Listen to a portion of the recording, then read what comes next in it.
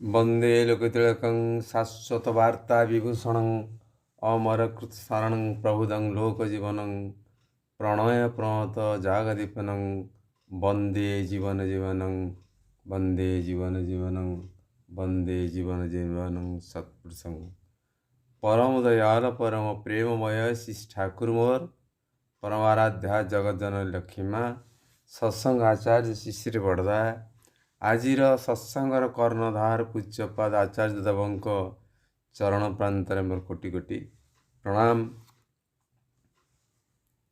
परम दयालंकर कथा असीम ए आम मानकर अनंत जीवन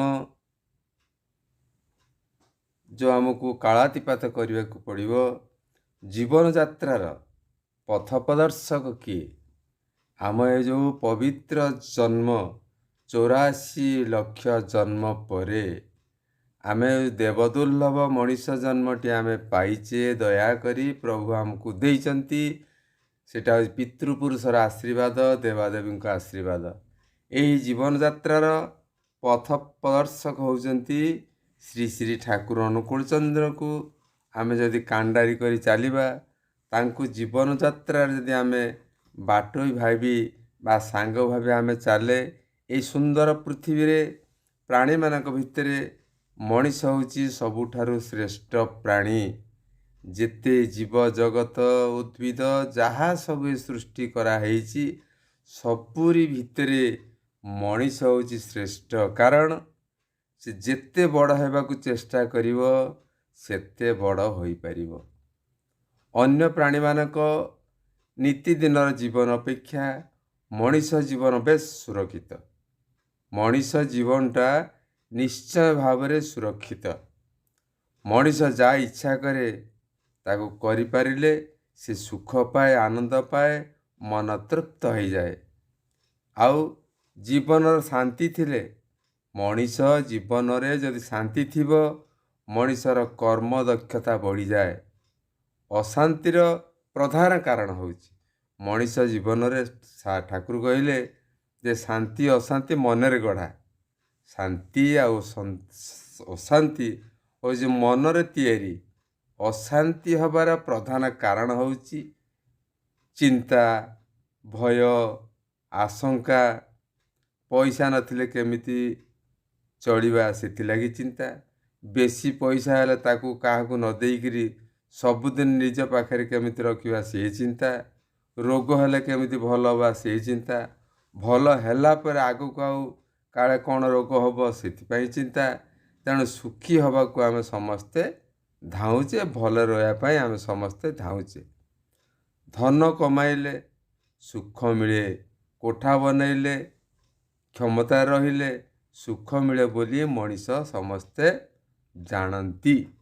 किंतु आम पछरे आम मन भितर थाए आमे समस्ते गोटे क्षमता पछरे गोड़ाई थाए। केमिति गोटे क्षमता आसब ख्याति हम नाम करिया। जे पाऊ नहीं से दुखी जे पाउची आम मतरे सी होउची सुखी। जीवन आदर्श जीवन भितरे तांको आमे जदि आदर्श करिकी चले आज नाई काली आमे निश्चय सुख आमे अनुभव करि पारिबा।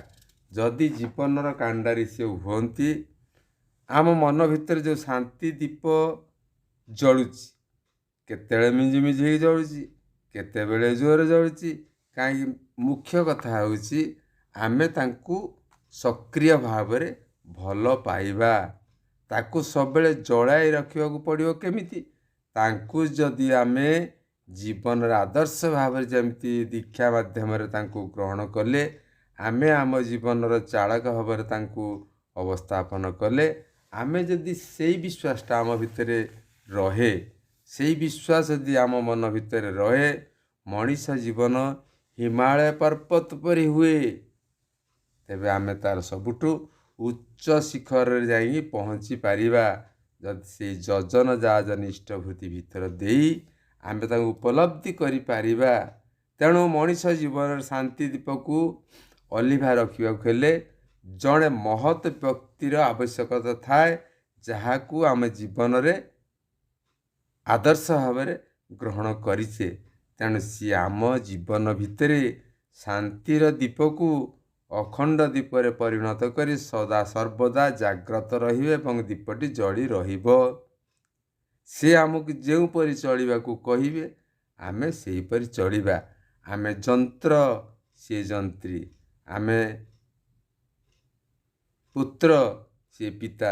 ଏହି ମନୋଭାବ ନେଇକି ଯଦି ଆମେ ତାଙ୍କ ଆଦେଶ ନିର୍ଦ୍ଦେଶ ମାନିକି ଚାଲେ, ଆମ ଭିତରେ ଏଇ ମହତ୍ ବ୍ୟକ୍ତିଙ୍କୁ ଯଦି ବା ଏଇ ସଦ୍ଗୁରୁଙ୍କୁ ଯଦି ଅନୁସରଣ କରି ଚାଲେ, ତାହେଲେ ଶାନ୍ତି ଆମ ଭିତରେ ସ୍ଥାୟୀ ଭାବରେ ରହିବ। ଶାନ୍ତି ସ୍ଥାୟୀ ହେବାକୁ ଦୁଃଖ ବାଧିବ ନାହିଁ। ଯଦି ଆମେ ଜାଣେ ବା ନ ଜାଣେ ନିପଟ ଭାବରେ ଆମେ ତାକୁ ସେଦିନ ଯେଉଁ ଇମାୟତପୁର ଠାରୁ 10-12 କିଲୋମିଟର ଦୂରରେ ଗୋଟିଏ ଛୋଟିଆ ପଡ଼ା ଗାଁ, ସେଇ ପଡ଼ା ଗାଁରେ ଜଣେ ଅତି ଗରିବ ଚାଷୀଟିଏ ବାସ କରୁଥିଲା। ସେ ଚାଷୀଟି ଚାଷବାସ କରେ, ସ୍ୱାମୀ ସ୍ତ୍ରୀ ଘର ସଂସାର ନେଇକି ବଡ଼ କଷ୍ଟରେ ସେ ଚଳେ।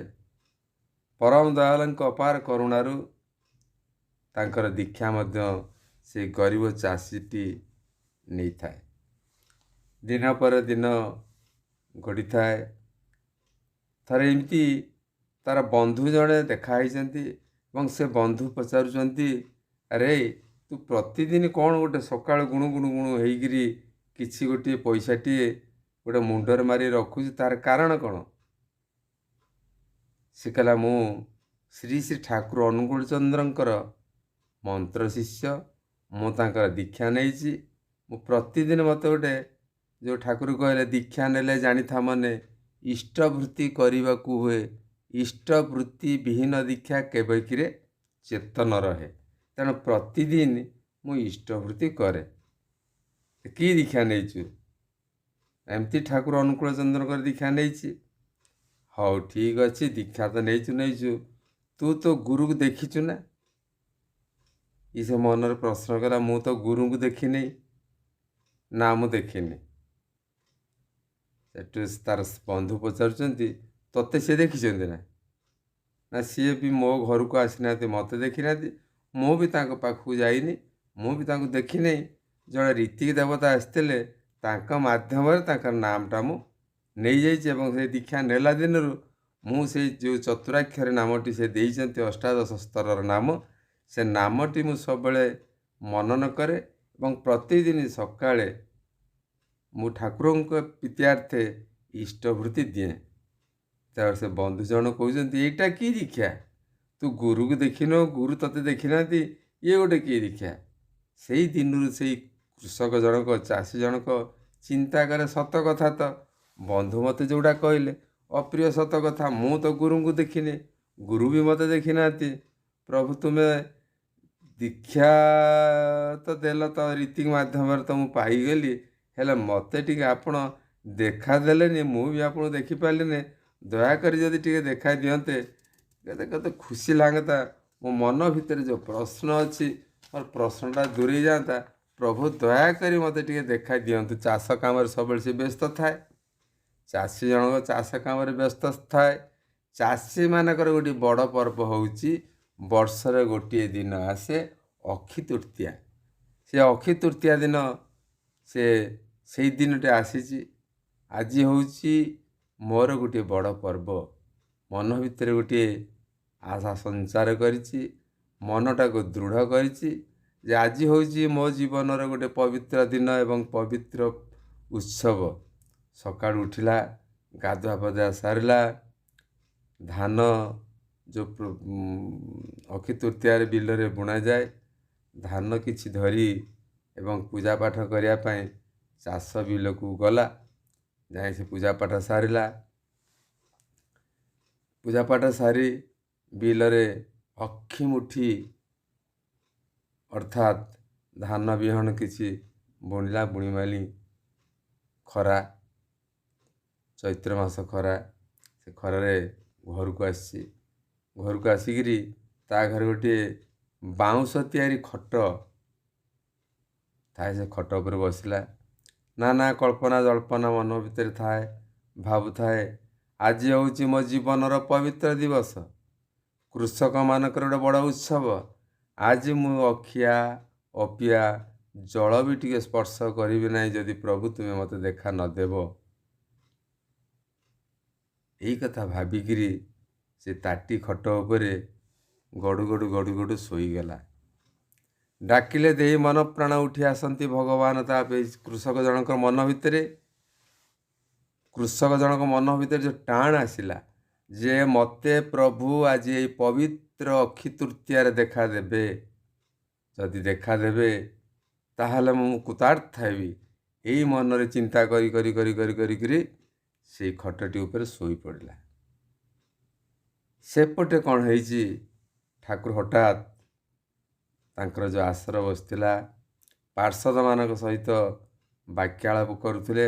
ହଠାତ୍ ଏଇ ଖରାରେ ଛତାଟା ଧରି ବାହାରି ପଡ଼ିଲେ। ଅତି ସ୍ପିଡ଼ରେ ଚାଲି ଠାକୁର ତ ବହୁତ ଜୋରରେ ଚାଲନ୍ତି। ଏ ଟାଣ ଖରାରେ ଚାଷୀ ଘରକୁ ଆସିଲେ। ଆସିକି ସେ ଚାଷୀ ଜଣକ ଘରେ ପହଞ୍ଚିଲେ। ଉଦୁଦିଆ ଖରାବେଳ, ଠେଲା କବାଟ ଗୋଟେ ଲାଗିଥାଏ। ସେ କବାଟଟିକୁ ଠେଲି ଦେଇ ଭିତରକୁ ପଶିଗଲେ। ଛତାଟି ବନ୍ଦ କରି ସେଇ ଚାଷୀର ଘର ଆଗରେ ଟଙ୍ଗେଇ ଦେଲେ। ସେ ଠାକୁର ଯେତେବେଳେ ଚାଷୀ ପାଖରେ ପହଞ୍ଚିଗଲେ, ସେ ତାଙ୍କର ଯେଉଁ ବାଉଁଶ ତିଆରି ଖଟ ପାଖରେ ହଠାତ୍ ଚାଷୀ ଠିଆ ହେଇଗଲେ। ଠିଆ ହେଇକି ଆଉ ନା ଠାକୁରଙ୍କୁ ସେ ଚିହ୍ନୁଛି, ନା ଠାକୁର ତାକୁ ଚିହ୍ନିବାର ପରିଚୟ ଦେଉଛନ୍ତି। ଏହି ଦୁହେଁ କ'ଣ କଲେ ନା ସେଇ ତାଟିରେ ଖଟ ଉପରେ ବସିଲେ। ବସିକିରି ନାନା ପ୍ରକାର ବାକ୍ୟାଳାପ କଲେ। ଉଭୟଙ୍କ ଭିତରେ ଆଲୋଚନା ଚାଲିଲା। କେହି କାହାକୁ ଚିହ୍ନନ୍ତିନି। ନା ଚାଷୀ ଚିହ୍ନି ପାରୁଛି, ନା ଠାକୁର ତାକୁ ନିଜର ପରିଚୟ ଦେଉଛନ୍ତି। ବହୁତ ଜନ୍ମାନ୍ତରର ସାଙ୍ଗସାଥି ଭଳି ଉଭୟଙ୍କ ଭିତରେ କଥାବାର୍ତ୍ତା ଚାଲିଲା। ହଠାତ୍ ତାପରେ ଠାକୁର ଉଠିଲେ, ସେ ସ୍ଥାନ ଛାଡ଼ି ଆଶ୍ରମକୁ ପଳେଇ ଆସିଲେ। କିନ୍ତୁ ସେତେବେଳକୁ ସମୟ ଉପରବେଳା ହେଇଯାଇଥାଏ, ଖରା କମି ଯାଇଥାଏ। ଠାକୁର ସେ ଛତାଟା ଆଉ ନେଇନାହାନ୍ତି, ଭୁଲରେ ଛତାଟା ରହିଯାଇଛି। ତାପରେ ଆଶ୍ରମରେ ପହଞ୍ଚିଲେ। ସନ୍ଧ୍ୟା ପାଖାପାଖି ହେଇ ଆସିଲାଣି। ସେହି ସମୟରେ ସେ ଅନନ୍ତନାଥ ମହାରାଜଙ୍କୁ କହିଲେ ଯେ ମୁଁ ଅମୁକ ଏଇ ଗାଁରେ ଅମୁକ ଏଇ ଚାଷୀ ଘରକୁ ଯାଇଥିଲି, ଭୁଲରେ ମୁଁ ସେ ଛତାଟା ଛାଡ଼ି ଦେଇ ଆସିଛି। ଆପଣ ଯାଆନ୍ତୁ, ସେ ଛତାଟା ଟିକେ ଦୟାକରି ନେଇ ଆସିବେ। ଅନନ୍ତନାଥ ମହାରାଜ କ'ଣ କଲେ, ସେଇ ଚାଷୀ ଘରକୁ ଆସିଲେ। ଆସିକିରି ସେ ଯେଉଁ ଠାକୁର ଯେଉଁଠି ଛତାଟି ଟାଙ୍ଗି ଦେଇଥିଲେ, ସେ ଛତାଟାକୁ ସେ ସେଠୁ ଆଣିକି ମୁଣ୍ଡରେ ଲଗେଇଲେ, ପ୍ରଣାମ କଲେ।